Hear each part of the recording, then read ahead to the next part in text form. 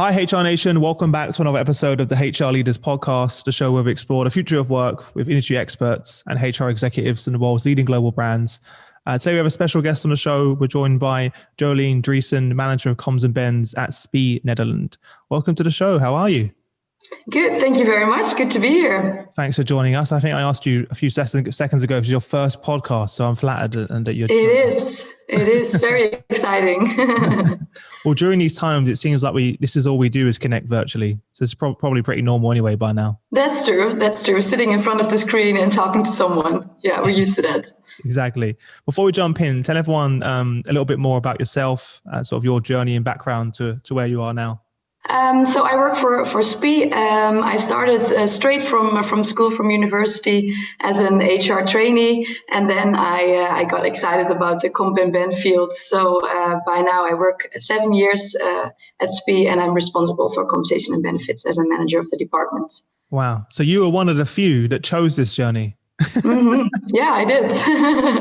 I can probably count on I've done over 300 episodes of the show, and you're like one of maybe 20 that actually chose and studied and to go into this field as well. So yeah. I'm glad it all worked out. Yes, me too. Yeah, of course. Tell us more about for people that aren't aware of SPIE. Tell us more about the business. Yeah, SPIE is actually a specialist in multi-technical services. So we're a technical company. Headquarters is in Paris, but I work for SPIE Netherlands. And around the world, SPIE has over 47,000 employees, so we're pretty big. And in the Netherlands, 4,200. Wow. Okay. It's a lot larger than I thought than people probably would think. Yeah. Many people do not know SPIE. So, yeah. Well, now there's going to be a few 100,000 people on the podcast that now know about it. So exactly. That's good. That's a good thing.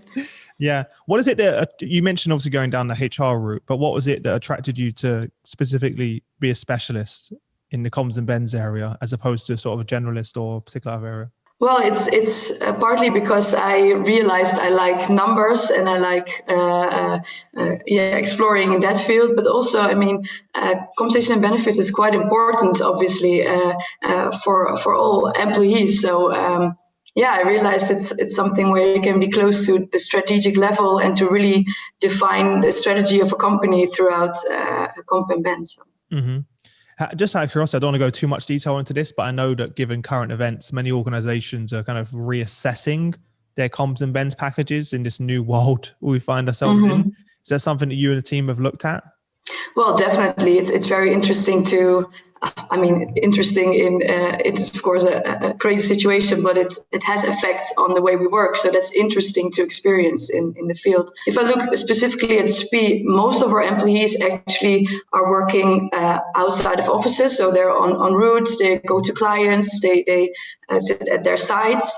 So in that perspective, we have less impact of the whole working from home parts and the issues it gives for them. So for the most employees, it's just actually business as usual, but then taking in consideration the distance, making sure they have their masks and things like this. So I think it's different compared to companies which are really in the office jobs. One of the things that stood out to me when we last spoke is that you said that your job and the team is to make sure that you're an attractive employer. And that's kind of always front of mind for you. What does that take for you and the team? Walk us through, for you, what does good look like? And how are you and the team ensuring that you constantly innovating and pushing the boundaries? Yeah, so as an employer, we have the goal to be attractive indeed. So attract new talents, retain our current employees, but also have a low illness rate. But we thought we can make our strategy and think of it ourselves, but it would be interesting to actually ask our employees what they want and what they find important about working at SPIE or working for an organization in general. So that was really interesting. We first executed a survey in which we asked, okay, what is your preference when it comes to working? And afterwards, we organized focus group sessions. And in these sessions, we really went further into depth on the information the survey had given us. And we really asked, okay, what is important for you, and why do you like working at SPIE, or why not? What can we improve? And by speaking to so many groups of people, it really gave a lot of ideas and things that maybe we would not have come up with ourselves. So that was really the start of the policy, actually, and of the way we wanted to go. Yeah. What was the feedback then? You sent out a survey, you asked them, what do you want? Because a lot of times companies assume they know, which is the first mistake. What was the feedback? What was the main thing that people were saying to you, Jolien, this is what we want? So related to comp and ben, there were actually three main things. So the first one is that they wanted to have better insight and explanation about their current terms and conditions. And the reason why this is a question is that we acquire companies. So SPIE grows by acquisition. So that means mostly around 3 companies a year are acquired. And with these acquisitions, of course, the employees bring their terms and conditions. So currently, only within SPIE Netherlands, we've got 36 different packages of terms and conditions. Yeah, so you can imagine that for employees, they have questions. Okay, but what is my package? What do I have? How does it work? Where can I find it? So we assumed that our employees actually know what they have. But that was the first thing. We can ask, what do you want? But if you don't even know what you currently have, then the discussion is completely different. Mm-hmm. So that was the first thing they came up with. So that was interesting to take with on the journey, let's say. And the second one was that they wanted to have more freedom, so more flexibility, depending on their personal situation or on a life event. If you get a baby, you maybe want something else than if you are about to go with pension, for example. So to be able to choose your package yourself. That was the second thing. And the third one was also flexibility, but then related to mobility. So quite so many employees have a lease car because they have to go everywhere throughout the country to be able to do their work. And some people wanted to have a bigger car to be able to go on holiday with the family. And other people who, for example, live in the city center, they want to have a small car because they need to find a parking spot. Yeah, exactly. So we were assuming that we had a good package, but people just want different things. They have different needs. And we're seeing that, aren't we? We're understanding that, obviously, as you know, I do a lot of work around the future of work and with our summits and podcasts, and especially given the current pandemic, we're seeing now that what employees want, there's no longer a one size fits all. Exactly. You can offer them a tailored solution for everyone. Everyone has different needs. And that's really been highlighted during this period as well. So that's why I asked you earlier, have you and the team shifted the way you're thinking? Because many companies have this one size fits all approach. Now, there's a whole other complexity in your business because you have so many companies you're acquiring. How do you manage this then? You've got all the different packages and terms, etc. And I'm sure you can't communicate the same message to everyone because everyone has different packages. How are you managing that internally? What does that look like?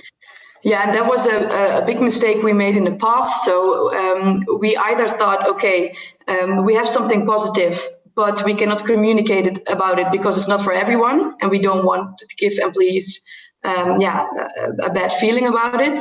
Or we just communicated it to everyone, but then it didn't make sense for everyone. So it was really the struggle we were in. So we have very nice benefits, but people didn't know because we didn't communicate. And that's something that we really took with help of Benify. Actually, we created a portal in which all employees have their personal overview. So with all these different packages, all these acquisitions, people see what matters, and they don't see what doesn't matter. So you see what you have, but you don't see what you not have. Is it mobile? What's the user experience look like? Because I think now more than ever, especially as people aren't always in front of a computer. You mentioned you've got white collar workers as well that are out in the field. How are they accessing this? Yeah, exactly. Yeah, we've got many employees which don't have access to a laptop all day, every day. So there's an app. So the app is mostly used actually, and on the app you can see exactly the same as what you can see on the online portal. And it's really interesting that there's the targeted communication inside. So with all the extensive filtering which is possible in the tool, you can send messages to employees which need to receive the message. It's really easy to access with one click. You're logged into your personal portal. Well, first of all, it's great that everyone, whether they're on the road, they can access it on their mobile, right? And let's be honest, they're much more likely to actually look at it rather than going to an internal kind of portal or intranet. Most people aren't going, oh, let me go looking there today. No. It's also not very interesting for many people, not very interesting subjects. I mean, not everyone is sitting at home on Friday evening and is like, my insurance or my pension. So no, it needs to be easy accessible so that you can easily read about it when it matters. And also what we added are some, it's called what if. So of course SPIE is the employer, but things happen in personal life for employees, and you can help them with, okay, what should I organize? So for example, I mentioned someone getting a baby, or if you're going to move to a new house, or if you want to take a sabbatical, you can find on that page what you need to do, what you need to organize, what you have to take care of. So we help people also in their personal sphere. Have you seen an influx of people requesting more information, especially because we're going through this period where people understand what is my pension? What does it look like? Because I know personally I have, and my wife have been looking at what our benefits packages are, what does our pension look like, just because, there's a lot of uncertainty. So you can check. Have you seen an increase, an uptake in the app and in the communication? Yeah, for sure. And it's interesting to see that it continuously is the case. So it's not that it's one peak that people look it up and then don't come back. People come back often. So that's very, very good to see. It means that the tool is alive and that we add new information continuously, and that it makes sense for them to check it out. First and foremost, what did you have before that, and then why did you choose Benify? Yeah, so we had not much, to be honest. We got intranet, but like I said, everyone who managed to get on the intranet, which was already a struggle for many people, they would find just general information, so nothing specific. So if you find there something about your lease regulation, but you don't have a lease card, then it doesn't add up. So we actually had nothing, let's say. So it was interesting that when we heard from our employees that they wanted that, they needed that, and they really struggled with finding the information of which we thought we did good enough. That was sort of simultaneously when I got contact with Benify and I saw what they had to offer, and that just matched our issue. Yeah, well, you had a big issue that you had nothing, so that's yeah. Issue. But I just want to. The reason I'm asking this question because our listeners are bombarded with so many different solutions every day, and it's hard for them to make a decision one or the other. But why Benify over all of the other platforms that are out there? It's just very easy for people to use it. That's the first point. Then the second one was these extensive filtering, where you can make sure that you only see what you need to see. But the third one is that we could add our complete employee journey in it. So you can use Benify for an attractive offer for new candidates, because we want to attract new talent. We have an onboarding platform for the period in between saying, yes, I want to work for SPIE and actually joining SPIE. And then also even an offboarding offboarding tool in the portal. So we could just put our complete employee journey in the tool. Yeah, amazing. Is there an opportunity to speak to? It's like off the shelf kind of plug and play. Did you partner with them? Does anything you said, Benify, you're missing this, or can you do this for us? And what did that look like? Because we had quite a complex organization, it was actually also needed that they just listen to us and fix it for us. All the acquisitions. Because of all the acquisitions, exactly, and all the different packages. So it was quite complicated. So it's really nice that you can say, okay, this is our issue, this is the situation. How can we show it to our employees? And I can have an idea, but they really think along with us and they come up with a solution. For example, if you look at the flexibility, what I mentioned in the beginning, they also offer the budget model in the tool, but we wanted something a little bit different because we decided, okay, if we say to our employees, hey, here you've got a budget and go figure it out yourself, we were afraid that maybe it would be difficult or people would want to know, okay, what do my colleagues choose or what fits to me? So we decided to create certain packages related to personas so that people could identify with, this package could fit with me. And that was new for Benify, but they really worked along with us and said, okay, we can do it like this and we can make it visible like this. And then the process works like that. So that was nice because it was our idea, something new, and they just made it happen that it's working in the tool. Yeah. Tell me a bit more about the persona, because I like that idea. So is it more like people can identify themselves in those personas, and that way it's a lot easier to relate? Yeah, exactly. So we, like I said, we had the focus group sessions with our employees, and based on that, we found actually 5 different storylines, 5 different personas, and we defined which terms and conditions fit with. Can you show it? Sorry? Can you share some of those personas? I'm just interested. Yes. For example, we've got Sam, and Sam just bought a house, but he needs to fix the house because it's a big project. Yeah. So he needs some cash to make sure he can make that happen, and he will not need so many holidays. Because he prefers the cash. Mm-hmm. So by telling a story like, okay, who is Sam? What is he doing? And mostly focused on his personal life. So the fact that he bought a house that he needs to maintain and needs to build and construct. We try to tell the story and hope that employees identify. We also have got Anne, and Anne is going to the gym several times a week, but she's also a gadget freak. So I'm Anne. Yeah? No, well, you're Anne. You can choose package Anne. Yeah. So I mean, this is a completely different story, but you immediately have the feeling like, oh yeah, that's me or that's not me, you know? So that's really, I really like that idea. I've never heard of anyone doing that before, and it makes it a bit more exciting and accessible, and you can relate so much more. Yeah. Otherwise you just see a list of benefits. Otherwise, it just doesn't. Yeah, and it's quite a lot. It's quite a lot to grasp. What should I choose and how and why? But if you define it based on stories, then we hope that it's easier. Yeah. But we don't know yet, because we are about to go live very soon. Actually, next week with the personas. What does that look like though? Where do they see these personas? Like, is that in the app, or what is that? Yeah, so they log into the same Benify portal, where they just have a page called the SPIE Flex Budget. They click on it and they see. Okay. So you bought a brand around it as well. Yeah. And we've got really 5 images of SPIE employees, so they really look like SPIE employees, and you can see them and you can see the story, and you immediately see in the portal, okay, if I would choose this package, what does it mean for me? Because for me, it would mean something else than for you, for example, based on your salary or the amount of holidays you have. So it's really personalized, and that's all made in the portal. Love it. And I'm assuming they only see what's relevant to them. They're not going to see all of these benefits they can't get, because that's pretty demotivating. No, exactly. Love it. Oh yeah, I think a lot of people listening are probably going to steal that idea now and choose the same. Well, that's perfectly fine. Happy to share the idea. Yeah.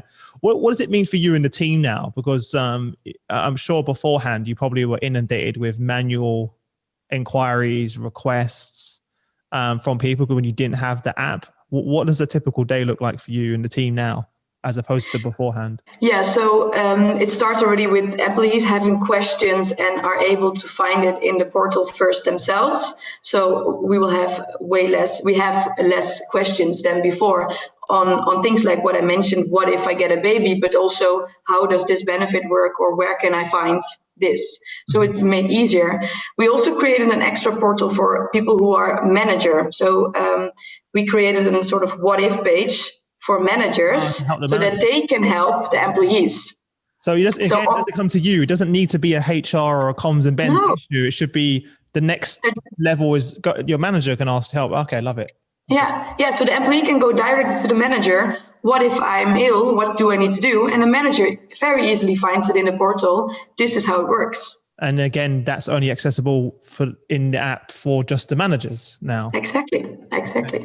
All right. Yeah. So further and further outsources. Soon they won't need you. What are you going to do then? Yeah, let's see. You've done too much of a good job. Right. So is it now for you and the team focusing more on the bigger picture now? So now you have time to do a lot more listening and working on these great ideas, like having the personas and making sure you can survey and make sure you're constantly listening. Is that now the main bulk of your time, just out of curiosity? Yeah, for sure. It's these small things which take a lot of time, but are actually not really adding value to the business.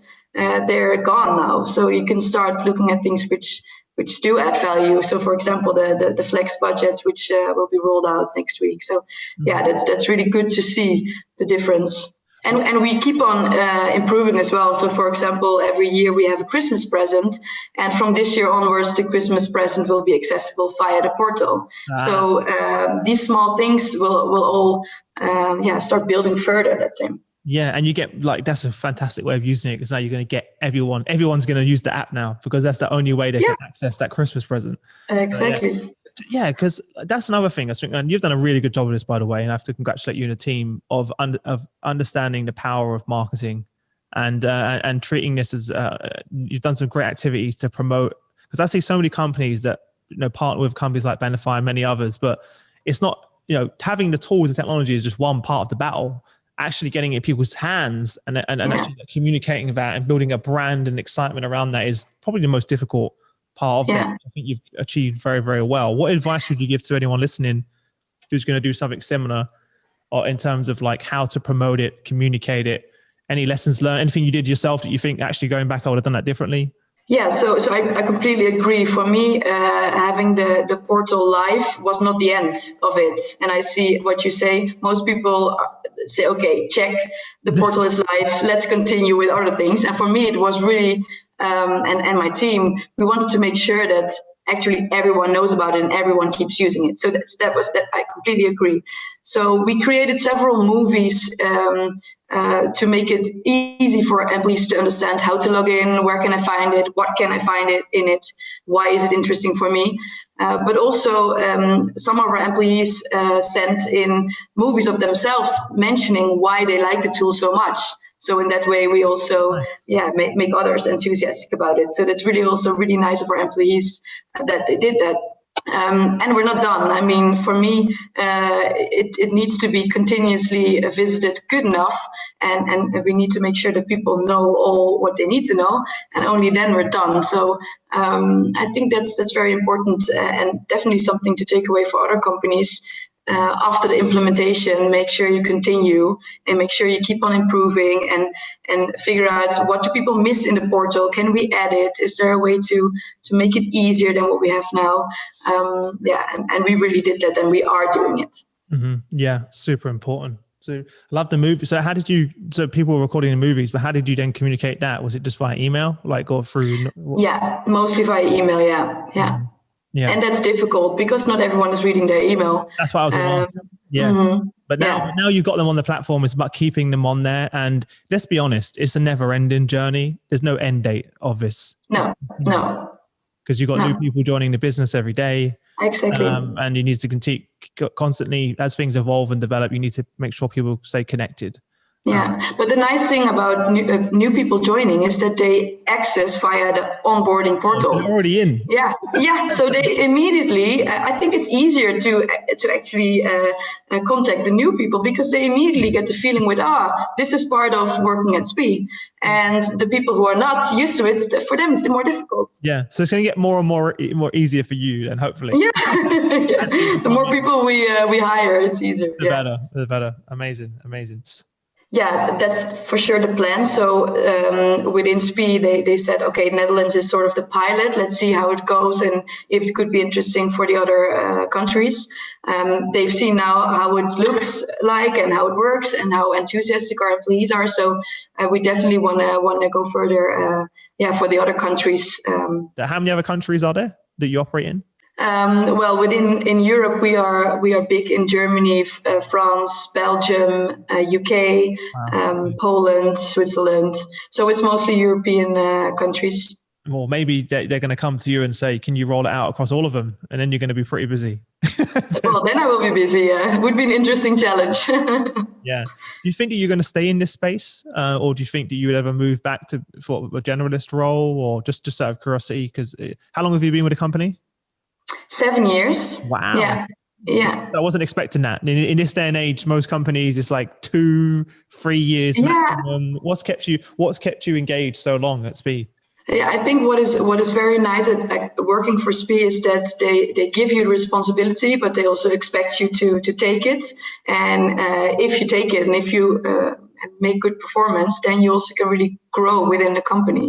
So like I said, I started as a trainee, and I'm now the head of Comp and Ben. So in that perspective, I really got chances, but I also took them, and I also, I have the feeling I really fit to the culture of the company. So that's really nice. Yeah. It just shows you what happens when you trust people and get out of their way, and yeah. they give you the opportunity. Don't kind of micromanage you and say, here we go for it. And if you succeed, then they promote that, right? And that's part of the culture, clearly. It really is in the company. So you think you're staying in this, or no plans to go and any other particular areas of HR? I have no concrete plans, but I don't think I will be forever in my whole career in Comp and Ben, because my career will be very long still. So it's also interesting at some point to see different fields, maybe work in operations or but for now, I really like it. And yeah, I'm glad I had you on the show, because we normally have like mainly generalists on the show. And when you think about comms and bens, for someone like me, it's like the most exciting topic in the world, right? But then speaking to someone like yourself, the smile on your face, the energy, the passion you have for it. You mentioned in the beginning, you love the numbers, and definitely right. I'm the opposite of that. But I love to see that shine through, and I just never related all of the great innovative marketing activities and the brand you built around it and stuff like that. I just never would have related that to sort of traditional comms and bens, if that makes sense. Yeah, no, I understand. As well. So, kudos to you and the team. Thanks. So before I wrap up, I'm going to jump into our quick fire round. And I didn't tell you this is coming because I don't tell any guests, but I do this every day. So I'm going to ask you 5 questions, and you have no longer than 30 seconds to give us some amazing answers. That's 30 seconds per question, by the way. Just so you know.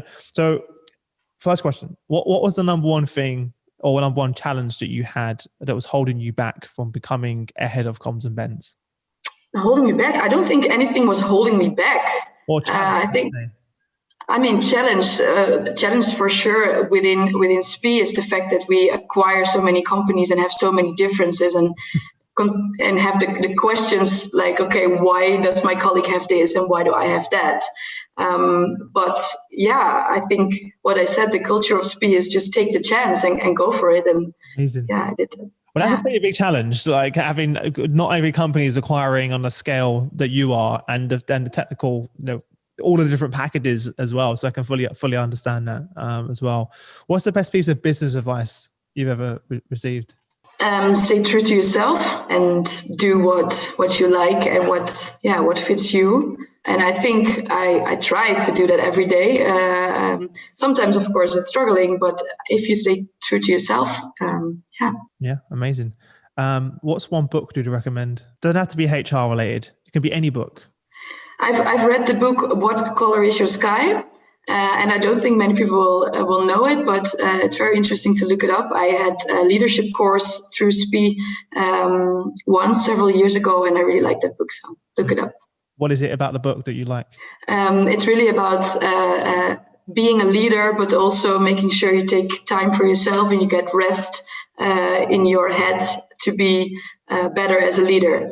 Yeah. And it's really practical, so they're really sort of exercise in. It's from 𝗿𝗿 so. Yeah, well, we need that now more than ever. So, especially many of the HR professionals and your peers are really struggling right now. And we all, including myself, do a bad job of taking care of our own mental health and well-being before our employees and everyone else. So that's a very good recommendation.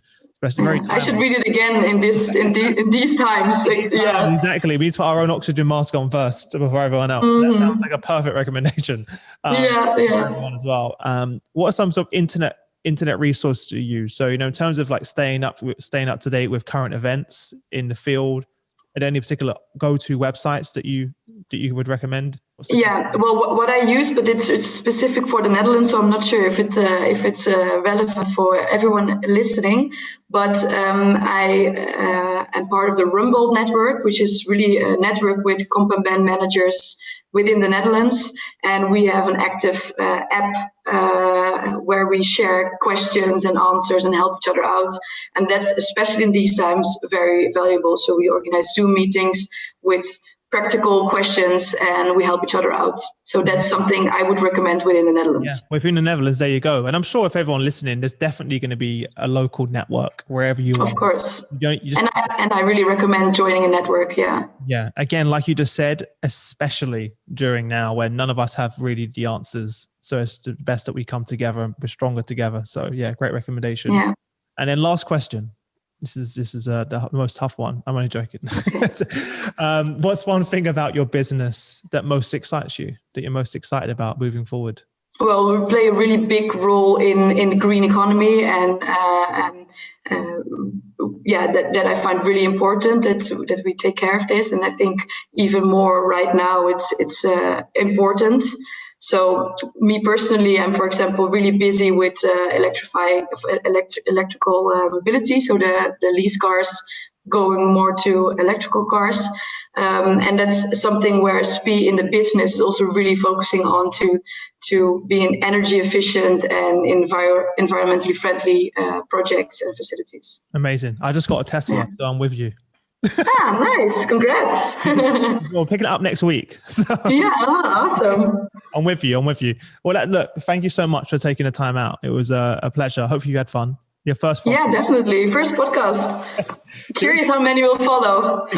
Yeah, well, I always say this to everyone, don't blame me when you get loads of LinkedIn requests from people wanting to be friends, because they're like, Chris, what's happened to my LinkedIn? I'm like, well, on that point, I was going to ask you if there's kind of one parting piece of advice you could give to other sort of comms and Ben's leaders and even HR leaders out there, because obviously they're managing this in their own way. What would that be? And then where can people connect with you if they want to say hello?